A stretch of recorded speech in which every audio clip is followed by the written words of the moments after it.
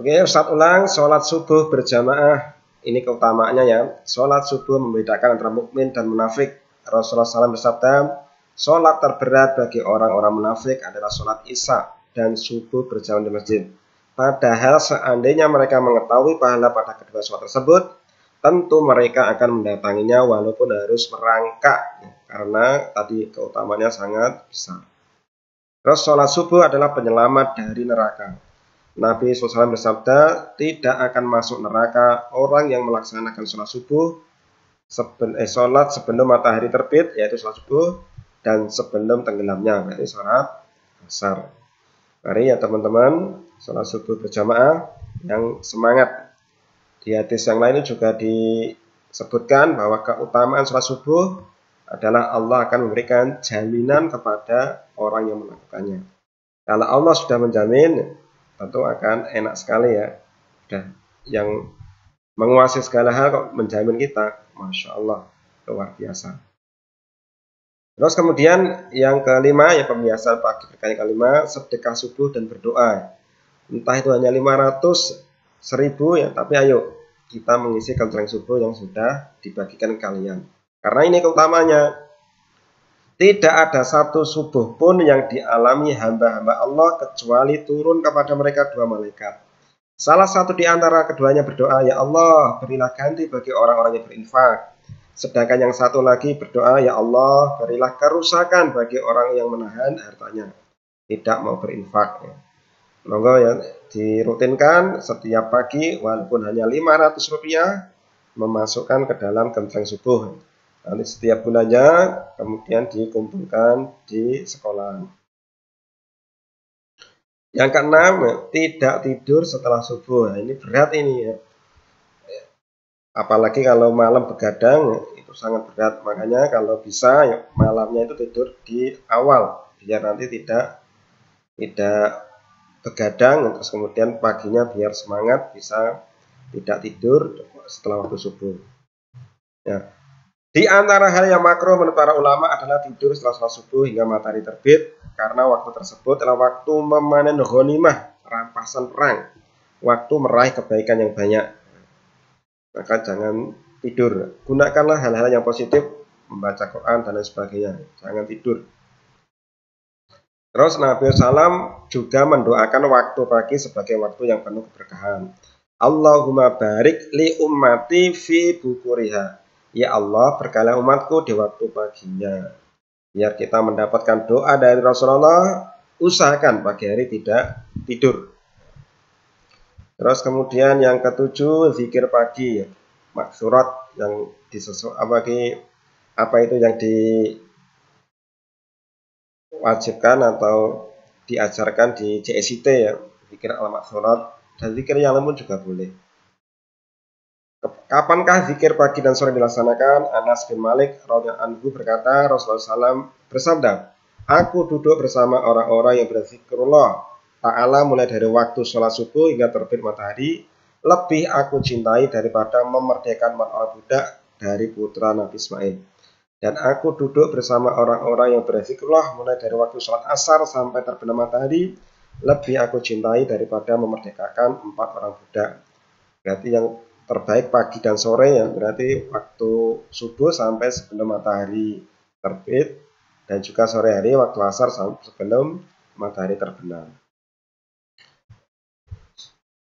Terus yang kedelapan ya, dibiasakan pagi hari tilawah atau murojaah atau menambah hafalan Al-Quran, tahfidz Al-Quran.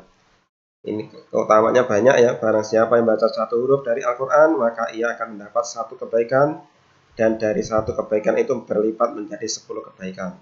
Aku tidak mengatakan alif lam mim sebagai satu huruf, akan tetapi alif satu huruf, lam satu huruf, dan mim satu huruf. Nah, kita membaca alif lam mim 3 huruf dikali 10, 30 kebaikan. Bismillahirrahmanirrahim 19 huruf kali 10, 190. Satu halaman berapa huruf yang kita baca? Satu juz, Masya Allah, lebih banyak lagi. Maka setiap hari jangan lupa untuk baca Al-Quran, terutama waktu subuh dan juga waktu sore hari setelah sholat maghrib. Terus yang ke-9, minta maaf dan ridho orang tua. biar kalian sukses dunia akhirat, minta maaflah kepada orang tua. Kalau bisa dirutinkan setiap pagi hari. Enggak bosan, berarti rutinitas. Apa membantu orang tua dalam rangka berbakti kepada orang tua dan meraih keridhaan keduanya. Berarti boleh membantu dengan apa itu, orang tua repot, terus pekerjaan banyak dibantu. Terus amal yang paling utama.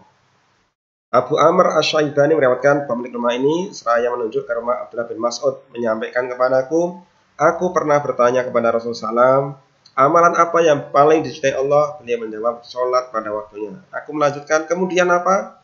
Beliau Rasulullah menjawab, berbakti kepada kedua orang tua. Lalu aku bertanya lagi, kemudian apa? Beliau menjawab, berjihad di jalan Allah.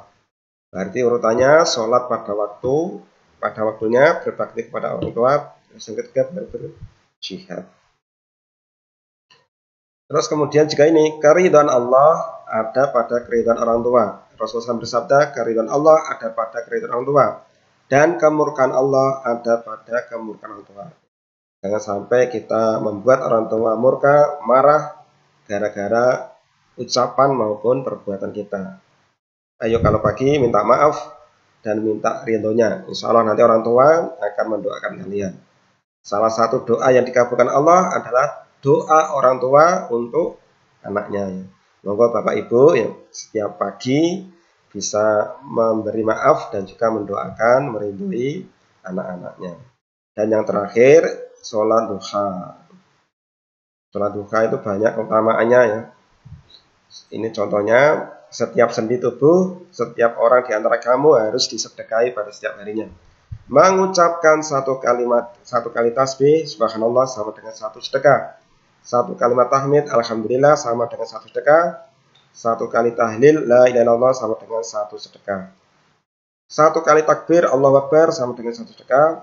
Satu kali menyuruh kebaikan sama dengan satu sedekah. Dan satu kali mencegah kemungkaran sama dengan satu sedekah.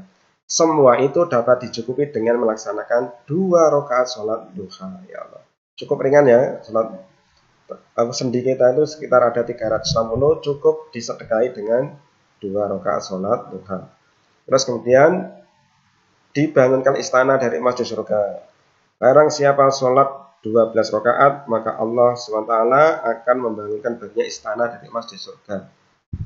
Ya, mungkin ini ya, mungkin 1 minggu sekali ya, minimal 12 rakaat, atau 1 bulan sekali bisa melaksanakan 12 rakaat. Dan masih banyak lagi keutamaan sholat duha. Oke teman-teman semuanya ya, semoga dengan yang Ustaz sampaikan teman-teman tambah semangat untuk melakukan kebiasaan pagi berkah. Dan insya Allah kalau kalian melakukan semuanya, insya Allah akan sukses baik di dunia maupun di akhirat. Kalau belum bisa, nanti insya Allah akan kami sampaikan setiap level kelas berbeda-beda. Semakin tinggi, semakin banyak yang harus dilakukan di pagi hari. Demikian, kurang lebihnya mohon maaf. Assalamualaikum warahmatullahi wabarakatuh.